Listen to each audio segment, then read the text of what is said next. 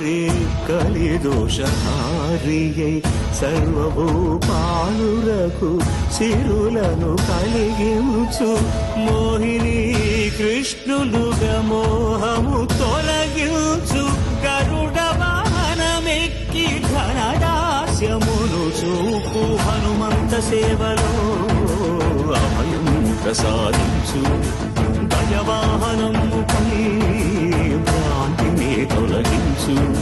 సూర్యప్రభను నిలిచి అక్షీణతను పెంచు